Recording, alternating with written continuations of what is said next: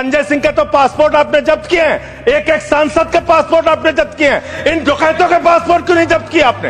इन डकैतों के पासपोर्ट क्यों नहीं जब्त किया आपने? तो आप तो कह रहे थे हमारी 56 छुरी वाली सरकार है, हम एक एक आदमी से डंडा मार मार के वसूली करेंगे।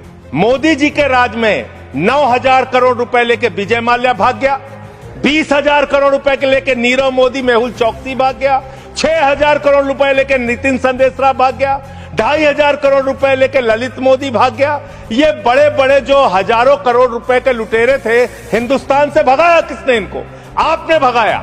आप पैसा ले लेके इन लोगों का बड़ा बड़ा कर्जा माफ करवा रहे हो। आपने एक ही खाली कंपनी का नाम लूंगा, 1,500 करोड़ रुपए का चंदा भारतीय जनता पार्टी को टाटा से इलेक्टोरल बॉन्ड और बाकी चीजों के नाम पे आपको मिले हैं। मुझे तो समझ में नहीं आता, जैसे अडानी का नाम लो पूरी की पूरी भाजपा खड़ी हो जाती है, 440 बार का करंट लग जाता है। यही विषय है कि देश को बर्बाद किया है तुमने, कर्जा दे दे के अपने दोस्तों को भगाया है। इसलिए आपको देश की अर्थव्यवस्था को ठीक करने का आपकी मंशा नहीं है कि आपने करीब करीब 70% कर्जा 5,44,000 करोड़ में से मात्र 1,60,000 करोड़ रुपए आपने कर्जा वसूला और बाकी सब का सब आपने माफ कर दिया।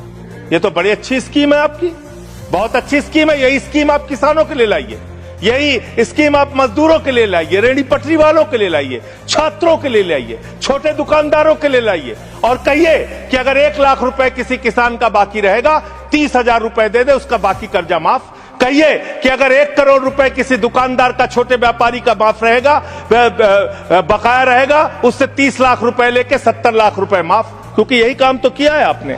आंकड़े पढ़ रहा हूं मान्यवर, ध्यान से पूरे देश को सुनना चाहिए क्या है आपकी असलियत। आपने भूषण स्टील का 54,000 करोड़ रुपए कर्जा बकाया था, 42,000 करोड़ रुपए आपने वसूला, 23% आपने माफ किया।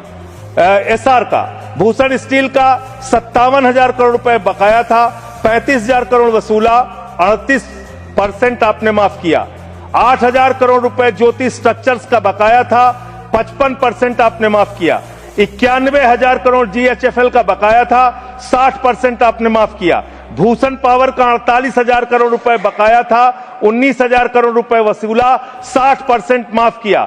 इलेक्ट्रो स्टील्स का 14,000 करोड़ रुपए बकाया था, 5,000 करोड़ रुपए लिया, 62% आपने माफ किया।